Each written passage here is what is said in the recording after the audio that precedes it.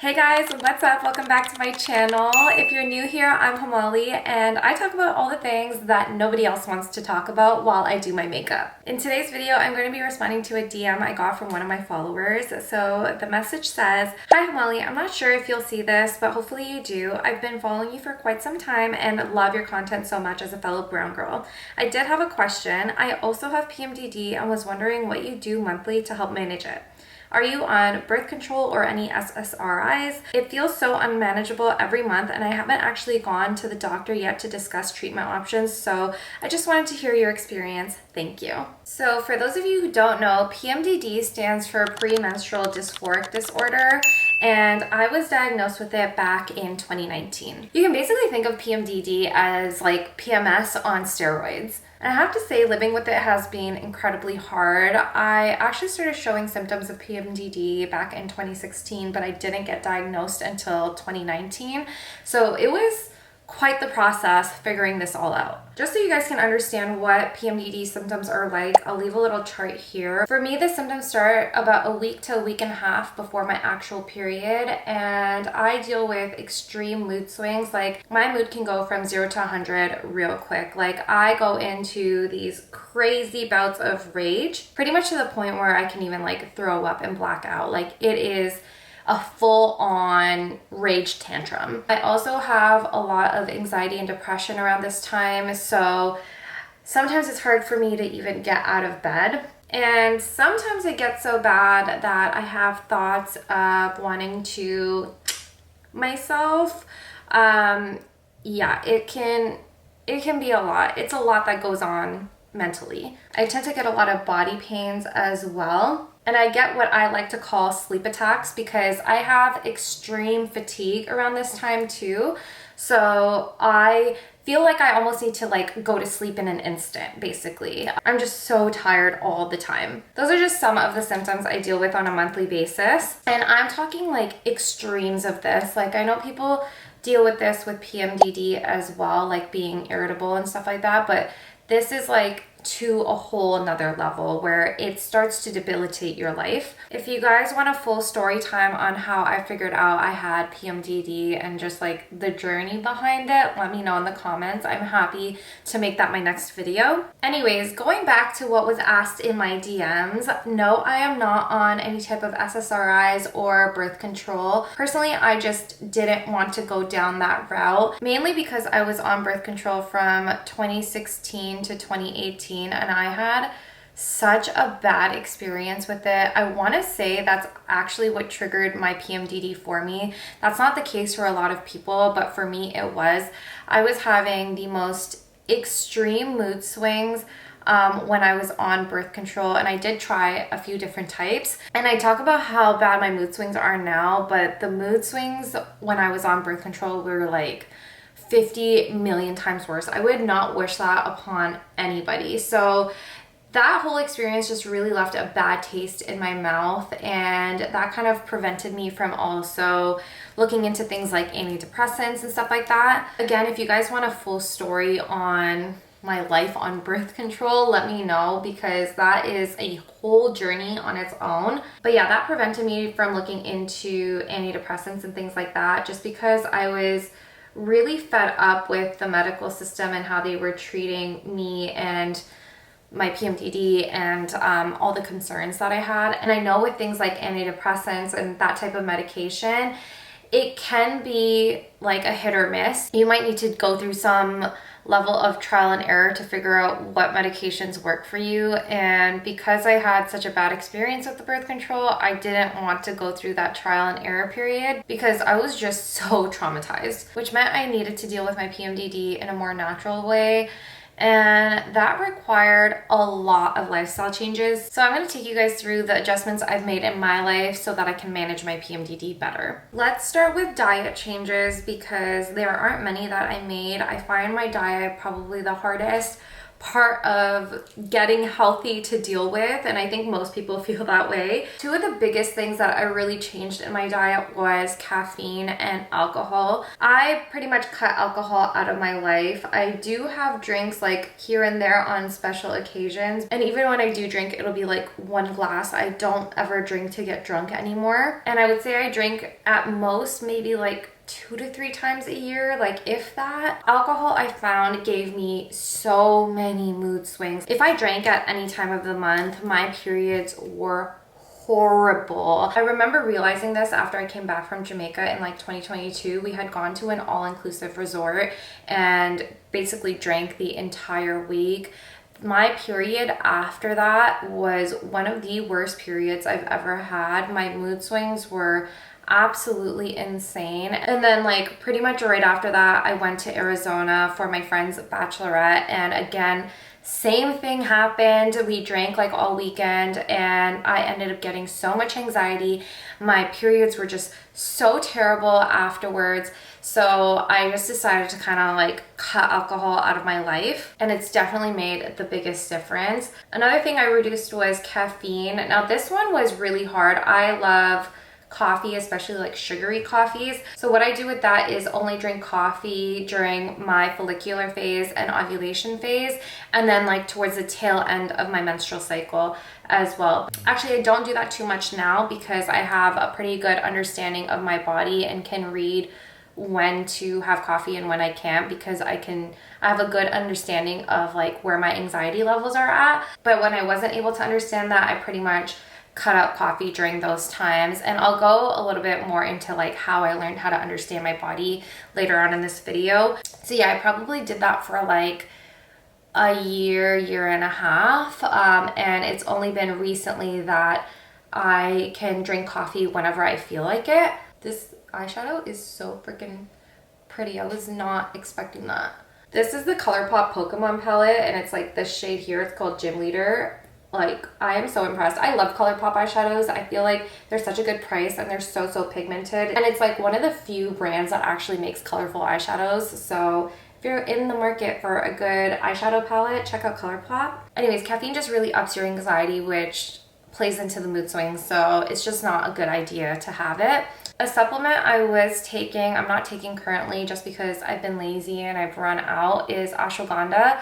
I really hope I'm pronouncing that right because I feel like I'm not, but that really helps with like the anxiety, the depression, the mood swings. It kind of helps keep your mood a little bit more stable. I'd probably talk to a doctor or a naturopath before taking it, just so you know how much to take and what's good for your body. Now let's get into lifestyle changes, because that's probably where I've seen the most improvement in my health. So I've noticed that when I'm stressed out, my PMDD symptoms get way worse, which means I've really had to learn how to manage my stress. I used to be someone that was constantly on the go, and I would work myself to the point of burnout all the time. I've had to learn how to kind of take a step back and slow down my lifestyle, especially the week or so leading up to my period. And thankfully I have a job that allows me to do that and kind of take time and rest as I need. I know a lot of people aren't as fortunate to be in a position like that.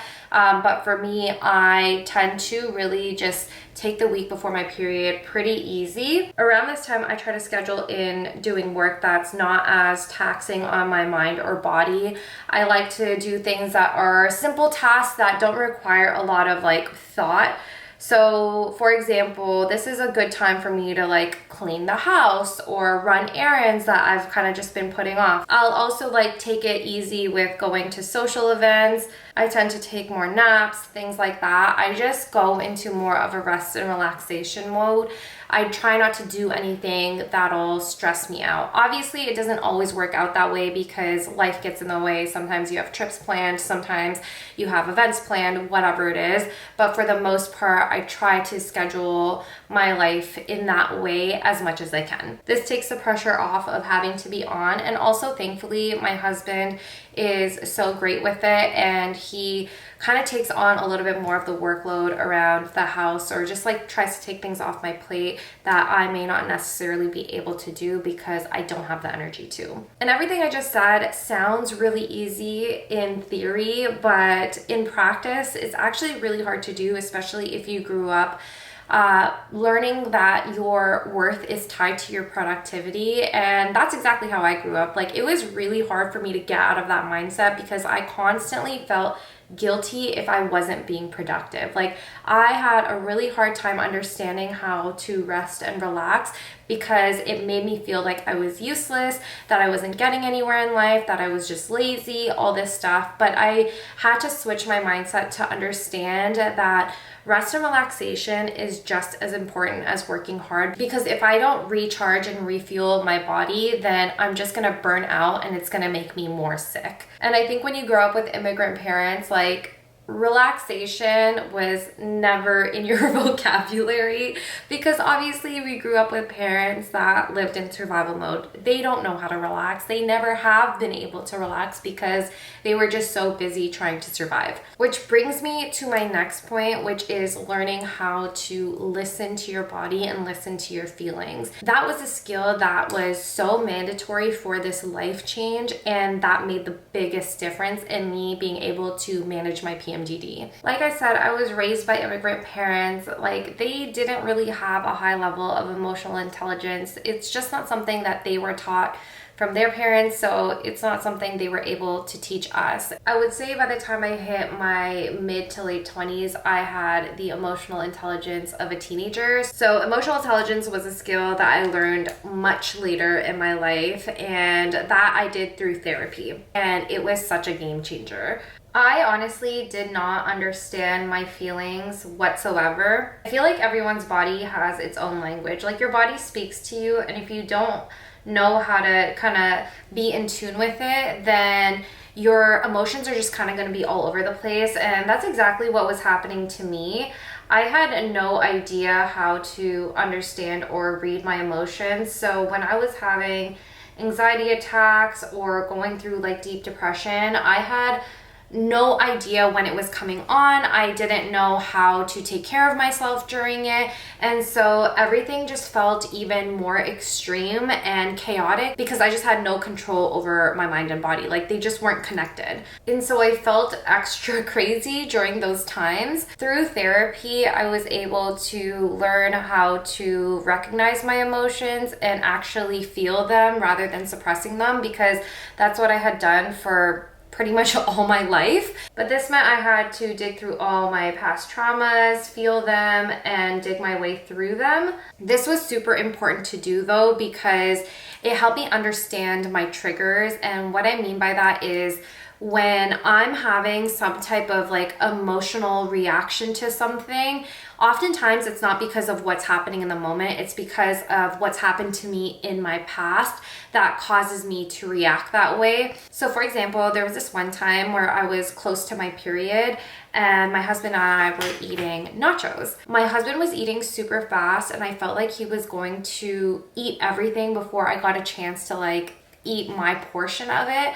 And I could feel the rage starting to happen in my body. And thankfully, because I had been going to therapy at the time, I was able to understand that it actually had nothing to do with him, because it's not like he was eating everything. Like, there was more than enough for me to eat, but it was triggering, past memories that made me feel like I wasn't cared for when I was a kid. Because growing up, my sisters would always eat the food I was looking forward to eating, and there would never be any left for me. And so those feelings were kind of coming up in the moment. Now, before going to therapy, before understanding my emotions and all of that, I wouldn't have been able to catch that and kind of calm myself down and ground myself. And that would have just turned into a massive fight between me and my husband, because I would have gotten angry for him eating fast, and I don't know, just like for me being triggered, because I would have been like, why do you never share, blah blah blah blah. Like, I would have just kind of taken it out on him, when really it had nothing to do with him. So there are many situations where that kind of happens, and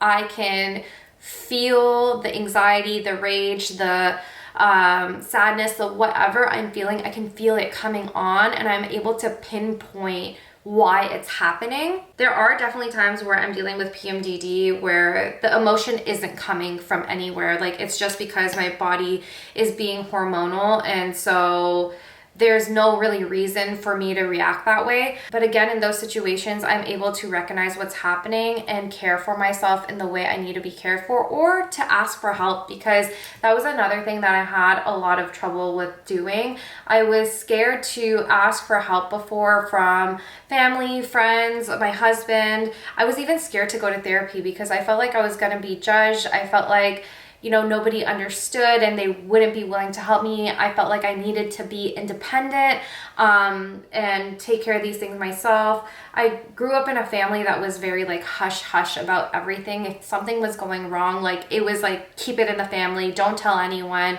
No one should know you're struggling.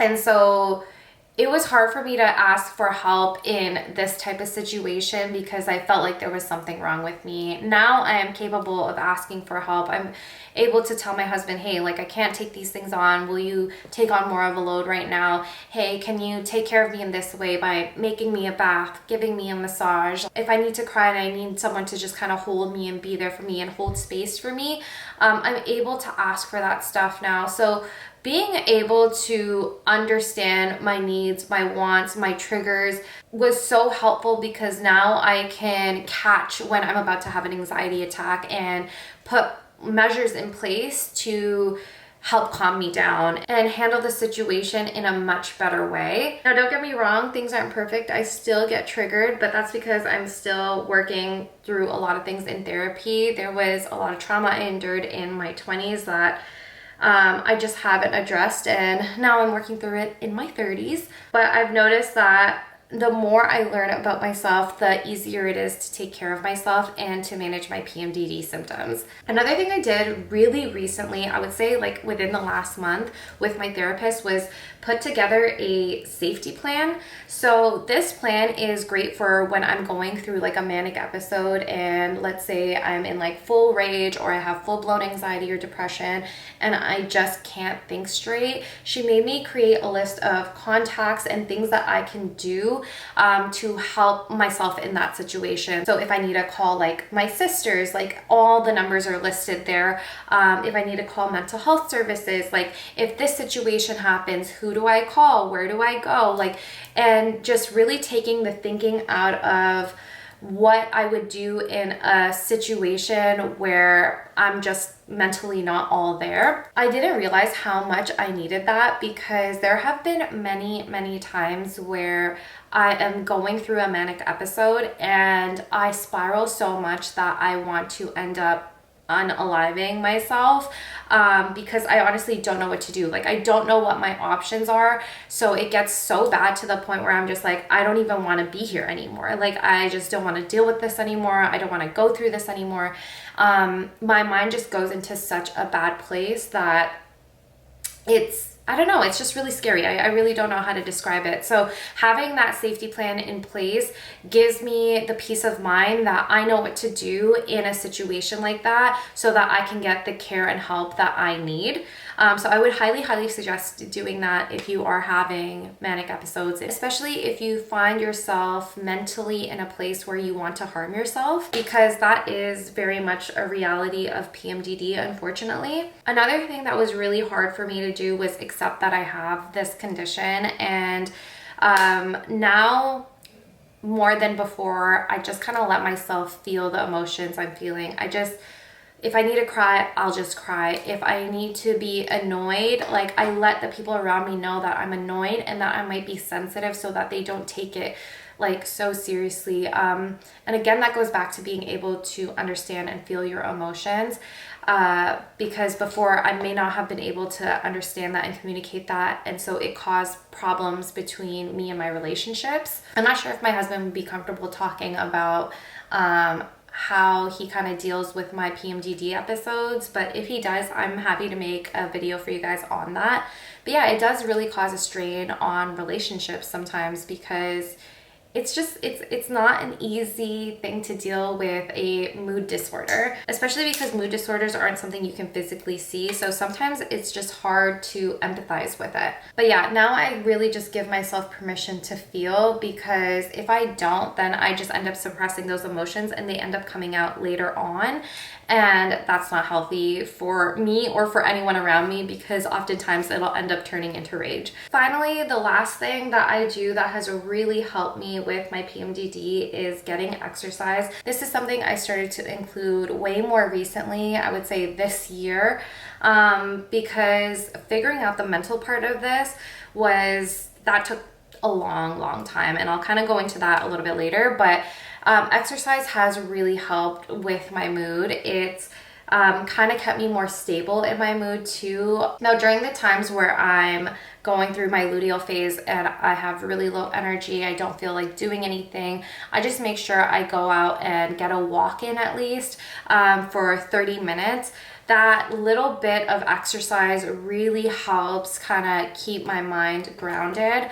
If you can walk outside, even better, but I know, like, living in Canada, sometimes like the winters are harsh, so during that time I'll go walk on a treadmill. Like, you might even want to buy a walking pad so you can just walk at home if you don't feel like, you know, being out in public, whatever it is. But yeah, I've noticed exercise has also really helped my mood. Now, I just want to end this video by saying there is absolutely nothing wrong with being on medication, whether it's birth control or antidepressants or whatever it is.